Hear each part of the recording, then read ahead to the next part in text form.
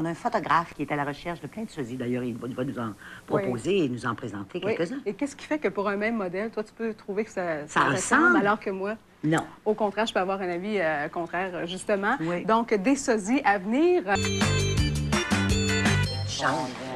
François Brunel est ce photographe dont on vous parle depuis le début de l'émission, qui signe ce bouquin qui est en fait une maquette. Ce que vous voyez présentement, c'est une maquette parce qu'on vous cherche pour en faire partie, qui va s'intituler « Je ne suis pas un sosie ». Déjà, le titre, on veut que vous nous en parliez dans quelques instants.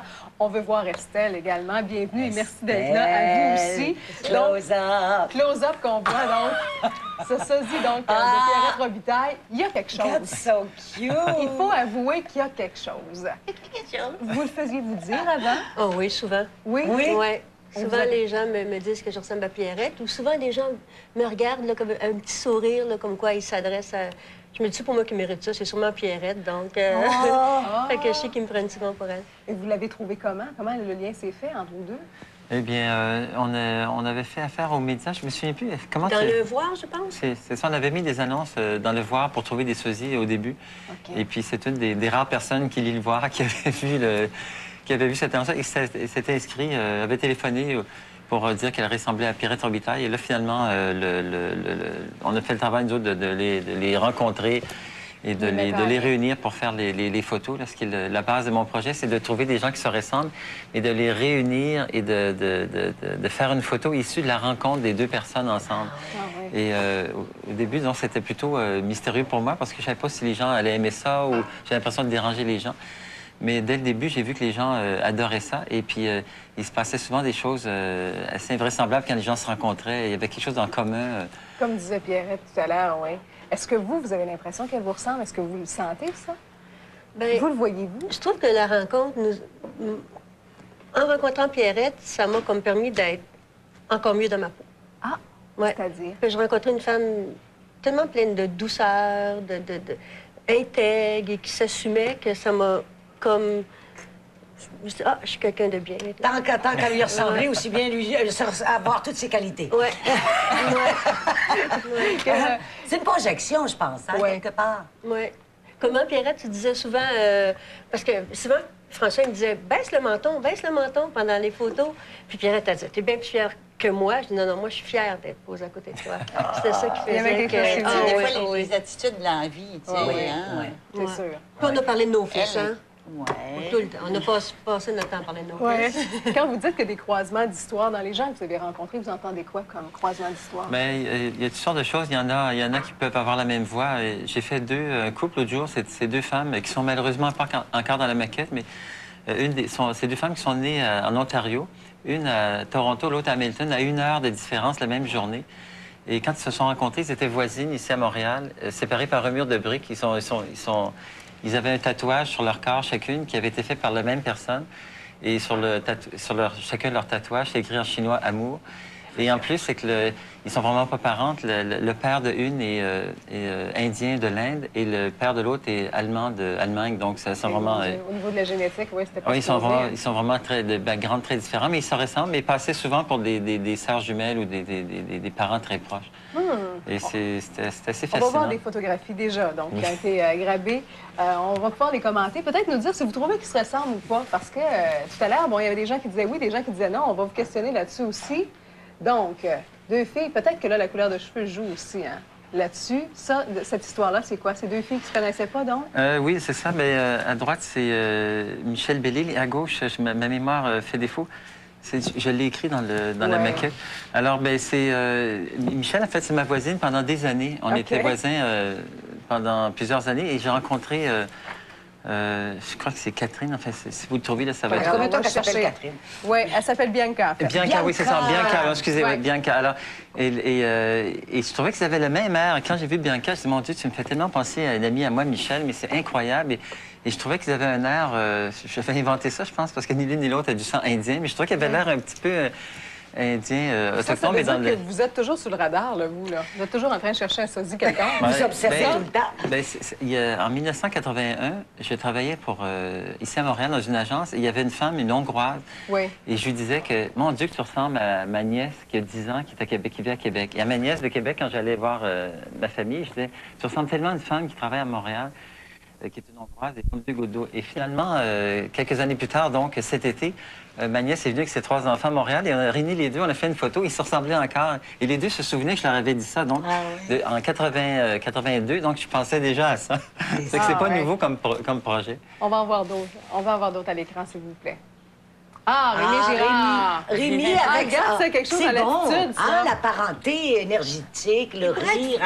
C'est Oui. ça, exactement. Alors, le monsieur à droite qui s'appelle Gabriel, lui, il se fait demander, depuis 10 ans, partout, quand il va dans un endroit public, il se fait demander des autographes, tu sais. Et souvent, il signe l'autographe, mais de son vrai nom. Et là, les gens disent, non, mais c'est pas Rémi Girard. Il dit, non, moi, je lui ressemble, mais je suis pas lui. C'est intéressant. La prochaine, qui est-ce? Ah, tu vois, si on a eu un débat là-dessus tout à l'heure. Pierrette, à qui vous trouvez que celle de droite peut ressembler, autre que celle qui est devant elle? Est-ce qu'il y a une ressemblance pour vous? Je dois être la seule, peut-être, à penser ça. Ouais, Parce que, tu vois, ça illustrait tout à l'heure quelqu'un qui dit « Moi, je trouve que ça ressemble à » et quelqu'un qui dit « Moi, pas pantoute. » Moi, je trouvais que la personne de droite avait des ressemblances avec Sylvie Legault. Puis moi, je trouvais Elle absolument disait pas du tout. Qu'est-ce qui fait qu'on a cette perception-là? différente. C'est un mystère, parce que la maquette ou les photos même qu'on voit, moi, je les montre à plusieurs personnes et je les montrais aussi en Europe. Et chaque personne qui regarde les photos va tomber d'accord pour dire que, mettons, ce couple-là, ils se ressemblent effrayants. Je peux pas croire que c'est pas des frères jumeaux. Et par contre, ils vont dire l'autre, celui-là, j'enlèverais de ton livre, on dirait qu'ils ne se ressemblent pas vraiment, tu sais, comme peut-être une erreur. Et là, je montre à une autre personne après, le lendemain, il va dire, ah, celle-là qui semblait une erreur pour l'autre, vraiment, vraiment impressionnant. L'autre, par contre, je suis pas sûre, tu sais. Alors, chacun a une perception différente de cette ressemblance-là. Donc, ce qui fait que quelqu'un peut trouver que, par exemple, que moi, je ressemble à Mr. Bean.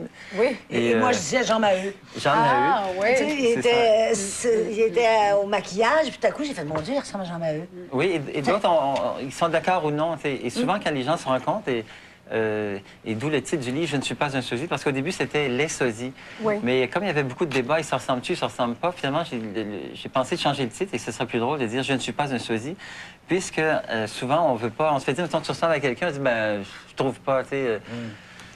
Souvent, les enfants trouvent des ressemblances avec un paquet de comédiens que c'est pas... Moi, j'aimerais ça ressembler à James Dean, personnellement. Et on dit qu'il ressemble à Mr. Bean. Enfin, mais enfin, il paraît qu'il est très riche, pas trop mal. Avant une consolation. Autre photo, on peut regarder. Je sais qu'on en a pris d'autres tout à l'heure. Ah, voilà. Alors, ça, c'est un exemple. Le type à gauche s'appelle Jean Vachon, c'est un photographe et un camarade de moi. Et à droite, c'est un graphiste qui s'appelle Jacques-Dominique Tremblay. Et dans une soirée de photographes et de graphistes, je rencontre celui à droite et je me mets à lui parler. C'est mon ami Jean, fait que je lui parle et il me dit de la même voix grave que Jean. Jean a une voix comme ça. Salut, comment ça va? Et là, Jacques, elle me répond, il dit, mais Est-ce qu'on se connaît? Et là, je dis, ben oui, on se connaît. Tu t'appelles Jean, non? Mais... Dis non, je m'appelle Jacques. Fait que là, je regardais, puis là, tout à coup, j'ai eu une hallucination. Je dis, mais je me suis fait avoir. Je suis en train de parler à un sosie parfait, parce que moi-même, je lui parlais. Et le sosie, en fait, c'est quelqu'un que l'on confond. Parce que des fois, on les met ensemble et ils se ressemblent plus ou moins. Mais c'est pas grave, ça, parce que disons, ils n'ont pas besoin de se ressembler à 100 mais le fait qu'on les confonde. Comme si quelqu'un arrive dans la rue, mettons, puis dit à Estelle, tu sais, ah, j'aime bien vos émissions. Bien là, ça y est, c'est une sosie certifiée parce que les gens, il y a la confusion. Et c'est ça, un sosie. Tu sais. Mais est-ce qu'il y a, effectivement, est-ce que le code génétique se reproduit de façon identique à un point que donne la même voix, les mêmes préoccupations? Mais disons, on connaît un peu le principe des jumeaux, des jumelles, mais... C'est ça. Bien, disons que moi, je prétends pas être je prétends être un artiste, mais je prétends pas être un scientifique et je prétends pas apporter de réponse à ça dans mon livre et dans l'exposition. Mais avez-vous lu plutôt sur les probabilités mathématiques, par exemple? Oui, un petit peu, mais disons, les probabilités que deux personnes se ressemblent sont vraiment très minces. En fait, ça dépend des gens. Là, ils vont dire, bien, il y a peut-être comme 200 sortes de visages et tout. Mais le fait que j'ai un des couples là, qui est dans le livre, d'ailleurs, c'est de deux garçons. Un qui est sud-américain des deux côtés et l'autre est canadien-français des deux côtés. Mais ils se ressemblent vraiment énormément. Je veux dire, là, ils peuvent être parents de loin, mais là, ça remonte à, je sais pas, mais ça remonte à 2-3 000 ans. Là. Mais je sais pas, c'est un mystère. Et pourquoi des fois ils ont la même voix? Pourquoi ils ont le même nombre d'enfants? Pourquoi ils sont nés la même date? Pourquoi ils ont les mêmes intérêts ou sont habillés pareil? J'en ai fait deux l'autre fois. Ils avaient deux double breast, là. Mais pareil. À un moment donné, j'hallucinais parce que c'est les vêtements. Parce que moi, je les habille pas, je les maquille pas, je les fabrique pas. C'est eux qui arrivent comme ils sont. C'est ça, oui. Dans l'attitude et dans le miroir, il peut y avoir quelque chose aussi. On dit que des enfants qui sont adoptés peuvent finir par ressembler à leurs parents. En fait, ils nous donnent cet effet. Arrive avec ton auto, mettons, au centre-ville, puis au coin de telle rue, puis quand je vais te faire des signes, tu me suivras en auto. Et quand le Suisse a vu le Français, il s'est dit en lui-même, il me ressemble pas vraiment. Et là, pour ça, il dit, ben suis-moi, c'est par cellulaire. Et là, il regardait dans ce miroir. Et dans le miroir, comme il voyait la même image renversée que lui dans le matin, là, il trouvait qu'il se ressemblait plus. Et là, il m'a dit ça en arrivant au studio, je trouvais ça mourant, tu sais. Ouais. Il dit, dans le miroir, il me ressemblait plus que dans la vraie vie. Oui, avec la réflexion. On fait quoi si on veut entrer en contact avec vous? On laisse tout ça, nous, sur Internet. Vous êtes en train de le faire, là, actuellement. Je suis en train hein? de faire le livre, c'est OK. ça. Et d'ailleurs, je vous remercie de m'accueillir à cette émission, ainsi que Estelle, parce que j'ai C'est vrai, besoin de Gaston sosie. Lheureux, c'est lui qu'on a rencontré dans un resto. Ah qui oui, nous a c'est vrai. branchés avec vous. Gaston Lheureux. Il va aller au ciel. Gaston. J'ai appris d'ailleurs que toute sa famille était gardienne du pape depuis plusieurs années, là, les Félicés en Italie. Je ne sais pas ses parents avec lui. Bon, il viendra nous en jaser. si vous connaissez, si les gens connaissent des sosies, mettons, Ouais. en sont un eux-mêmes ou sont un sosie, ils ont simplement à aller sur le site Internet qui s'appelle lessosies.com. Parfait. Donc, très facile à On retenir, va faire le le lien pluriel. par chez nous également. Oui, puis à va ce moment-là, être capable de se c'est tout, ils vont voir des exemples, le blabla qui explique ce que c'est, et puis ils peuvent s'inscrire, puis ils n'ont pas besoin de faire plus compliqué que de donner leur nom et Ben, leur... on a hâte de voir cette démarche-là en bout de ligne. Ben, Merci et merci à vous qui y figurez déjà. Hein?